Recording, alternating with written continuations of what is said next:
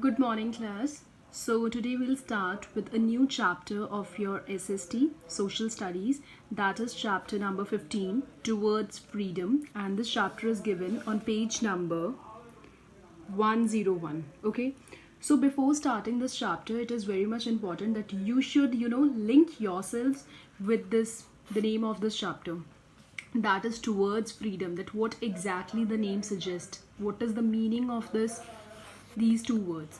Towards freedom means the journey that Indians, right, actually led towards freedom, or what are the consequences they had to face to attain this freedom.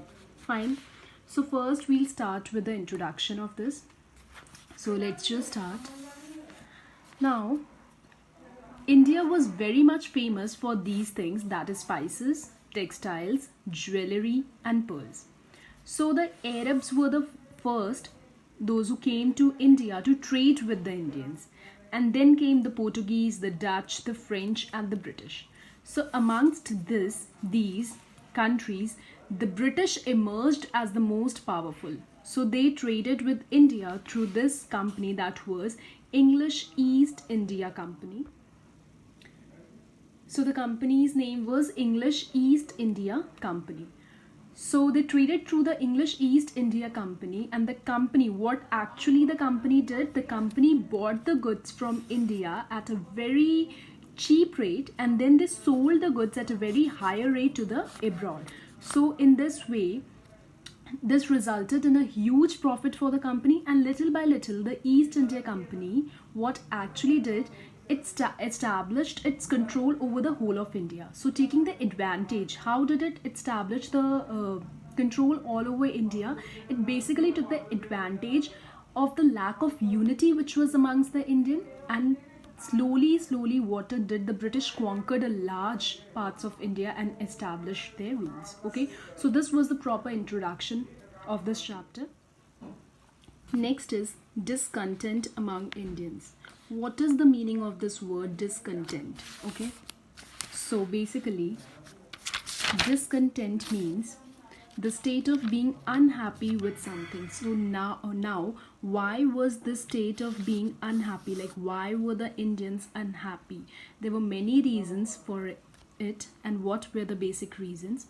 It was basically, once the British were firmly established in India, means once they came and they totally, through their company, they established their control over the whole of India, then what they started doing, they started exploiting. Exploiting means taking the wrong advantage of the farmers, traders, craftsmen, and rulers of local kingdom, right? Next, what they started doing, they even started, they made the farmers to pay tax at a very high rate. Okay, like even if there were floods and droughts, in that case also the farmers used to share their taxes with the Britishers, right? So they were also forced to grow those plants which the Britishers asked them to grow. So what basically the Britishers did, they used to ask the farmers to grow those sort of plants which they actually wanted them to grow. Then they used to take those crops or those plants at a very low rate, and after that they used to sell those things at a very high rate in England and other countries. Okay, so the farmers were totally not happy with this sort of situation. They became poorer day by day, and even many died due to this situation. So students, can you just imagine the situation the Indian farmers were actually facing? Means what actually the Britishers were doing, they used to take the crops or anything from India at a very low rate, and then they used to sell them at England or any other abroad countries at a very higher rate. So here they were actually profiting themselves. Now cheaper mills made cloth was imported into India from England. Now if any sort of goods or any sort of things or cloth were imported from any abroad country into India, then they were imported at a very cheaper rate. So basically cheaper mills made cloth was imported into India from England, and as a result of that, the handloom industry or the cloth industry of India also suffered. So like lakhs of weavers, or we can say laborers, they became unemployed, means no job was there. And they also suffered the same situation as the farmers. Like the Britishers did not even allow the farmers or the Indians like to open their own mills or the factories. Indian traders were not at all allowed to trade in their items of their own choice. Fine. Now, even the Indian rulers and princes, they were also not happy with the Britishers. Why? Because a law was passed by the Britishers. And what was this law? This law basically stated that if a ruler did not have a male child, means if any ruler or if any prince, they did not give birth to a male child, then his kingdom would be taken away or would be taken over by the British. So by using this unjust and unfair means, right, the Britishers, what they did, sought to expand their hold over India. So the dissatisfaction and the anger which was actually, inside these Indian rulers and the prince, sorry, they led the Indians to revolt against the British. Fine. So discontent among Indians, as you have, like we have discussed about this topic. So basically, after explaining this topic, this much is very much clear to you, that the farmers and the traders, right, even the rulers, they were not at all happy with the Britishers. Okay, so the next topic is revolt against the British. Now, what is this word revolt, which was actually, done by the Indians against the British? So what is this word? What is the meaning of this word revolt? So revolt basically means to protest in a group. Protest means when you are not happy with that happening which is going on, and you're trying to go against that too in a group, often violently. Violently means like you have a lot of anger which is there inside you against a person who is in power. So as you have read this line, what does this line suggest? What is the meaning of this line? Means you're protesting in a group, that too violently, that too against that person who is in power. So here the Indians protested in a group, that too violently, against the Britishers who were in a power. So ever since the British came, people in different parts of India, they just started protesting against their unfair policy. So basically, due to the lack of unity, it was not giving them a new phrase. Like we can say that the actual result was not coming out. But in the year 1857, right, a major revolt broke out. What basically happened? First War of Independence. Okay, so the first War of Independence, which is also called as Sepoy Mutiny or the Great Revolt of 1857. So this basically took place. Like this was an important event which was marked in the struggle for freedom.